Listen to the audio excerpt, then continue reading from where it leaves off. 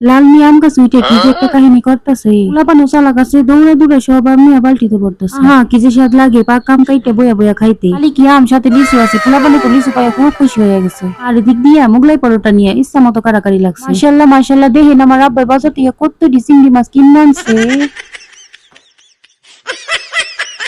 আসসালামু আলাইকুম, কেমন আছেন সবাই? ভালো আছেন? নিশ্চয় আল্লাহর রহমতে অনেক ভালো আছে। আলহামদুলিল্লাহ আমি ভালো না থাকলেও ভালো আছি, এই কারণে তো নতুন একটা ভিডিও নিয়ে আপনাদের মাঝে আসতে পারছি। কেন আমাদের বাড়িতে কত বেগুন গাছ লাগাইছে আমার ভাবি। বেগুন গাছে বাগুন ধরছে নি, চলেন তো একটু দেখি। ওর আল্লাহ, বাগুন গাছে একটা বেগুন ধরছে কিন্তু বেকার হয়ে ঝুলে গেছে। আর ওদিক দিয়ে লাল মিয়া নাকি ফাল দিয়ে গাছ উঠে গেছে, চলেন তো যাই দেখি লাল মিয়া গাছ উঠে কি করতেছে।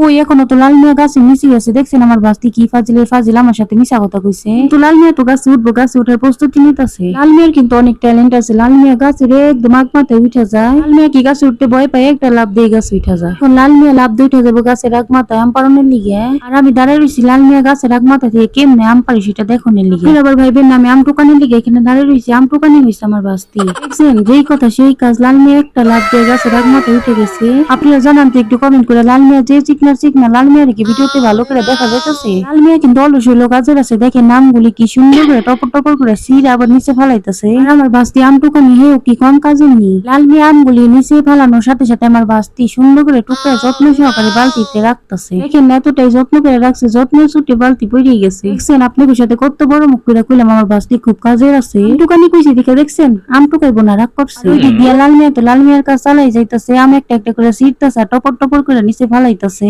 লাল মিয়া তো খুব আনন্দের সাথে আম ছিঁড়তেছে আর ফেলাইতেছে, কারণ লাল মিয়া তো গাছে থাকতেই ভালোবাসে। লাল মিয়ার কাজ হয়েছে মানুষের বাড়িতে যত গাছ গাছালি আছে সব গাছ গাছালি কাইটটা সাফাই করা। লাল মিয়ার চিকনা দেখলে কি হইব, মাশাআল্লাহ মাশাআল্লাহ ভালোই শক্তি আছে। যত বড় গাছই হোক একদিনে একটা গাছ কাইটটা ফালা করে ফেলায়। আর আপনারা তো দেখতেই পাইতেছেন উঠে গেছে একটা লাভ দেয়া গাছের আগ ডালায়। এই যে দেখেন এখন আমি একটা গাছ পাকা টস আম নিয়ে চপাস করে খাইতাছি। গাছ পাকা আম কি যে স্বাদ পাইতাছি, মিশা কথা কমন আমাকে এই গাছের আম একটু আস বেশি। জানেন না কত কষ্ট করে আমার ভাস্তির আদর করে আম টোকানের লিগে আবার রাজি করছে। আমার ভাস্তির একটু রাগ বেশি। বাড়িতে মেলা আম গাছ আছে কিন্তু খাওয়ান যায় না, পাইরা দিব কে, সব আম যায় পানি। আম গাছের পাশে বিশাল একটা পুকুর আছে, যে সব আম টপর টপর করে পড়ে যায় সেই পুকুরে। দেখেন জুতোওয়ালা ভাই কত ধরনের জুতা নিয়ে আইছে, কিন্তু জুতা কিনবো কে, সবাই তো এখন আম খাওয়া নিয়ে ব্যস্ত আছে। কেমন লাগে কোন এত সুন্দর সুন্দর আম যায় যদি পরে পুকুরে কি, মানে দেখেন বালতি বইরা ফলাইতেছে আম টুকাই আম গোবাড়ির পোলা পানি। লাল মিয়া তো এখন আম ছিঁড়াই যাইতেছে, ছিঁড়তে বেচারা হাড়ি গাইমা গেছে। কোন তোমার ভিডিওটা আপনার কাছে কেমন লাগতেছে? ভালো লাগলে প্লিজ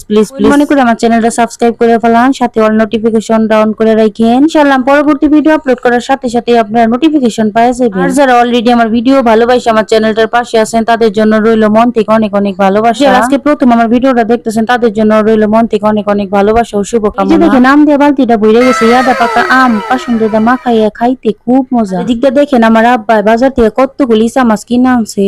কি জানি বুঝি না, চিংড়ি মাছ কি খাই, ইসা মাছ নাকি আমার আব্বার কাছে খুব স্বাদ লাগে, কাছে খুব একটা ভালো লাগে না। পোলাপানও কি লেগে জানি চিংড়ি মাছটা একটু বেশি পছন্দ করে। তার মতো দেখতে চিংড়ি মাছ দাম অনেক বাজারে।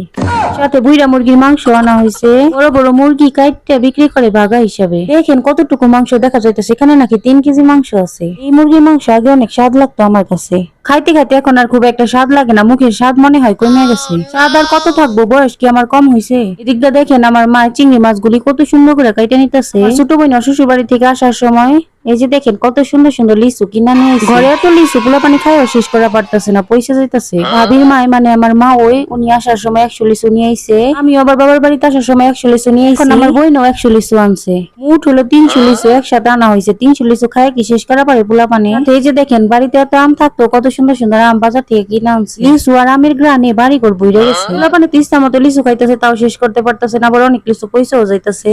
লিচু খুব একটা ভালো লাগে না আমার কাছে, আমি তো পছন্দ করি মিষ্টি মিষ্টি আম খাইতে। এই যে দেখেন এখন আমি 1 প্লেট আম কাইটা নিছি, মাশাআল্লাহ আমগুলি ভালোই মিষ্টি, ভাইবেন না আবার আমি একাই খাইতেছি। এখন সবাই মিলে 1 প্লেট আম খাইয়া শেষ করুম। বাবার বাড়িতে এসে সবাই একসাথে হইলে কথায় কথায় কত কিছু যে খাওয়া হয়ে যায়। বেশ কিছুদিন পর 2 বোন একসাথে বাবার বাড়িতে আইছি, মাশাআল্লাহ আলহামদুলিল্লাহ ভালোই লাগতেছে।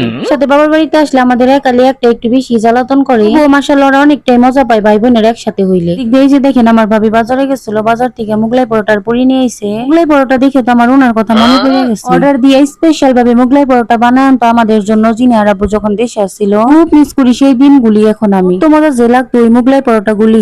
আমার কষ্টের কথা শোনা লাভ নাই, যে দেখতেই তো পাইতেছেন পোলা পানে মজা করে মোগলাই পরোটা খাইতেছে। ভিডিও একদম শেষ পর্যায়ে এসে পড়ছে। মনে করবেন না ভিডিওটা বড় করতে পারলাম না, মোগলাই পরোটা দেখে আমার গুনার কথা মনে পড়ে গেছে, খুব খারাপ লাগতেছে। এখন তাড়াতাড়ি করে বিদায় নিতেছে। আপনার কাছে যাওয়ার আগে কষ্ট করে একটা কমেন্ট করে কয়ে দিন লাল মিয়া রাগ ডালে ওইটা আম পড়া দেখে কেমন লাগছে আপনার কাছে। আহা কি যে খারাপ লাগতেছে মোগলাই পরোটা দেখে। এখন 4-5 পিস মোগলাই পরোটা খাইয়ে মনটা হালকা করে নিলে একটু কাইন্দানি মুখে বালিশ চাইবে।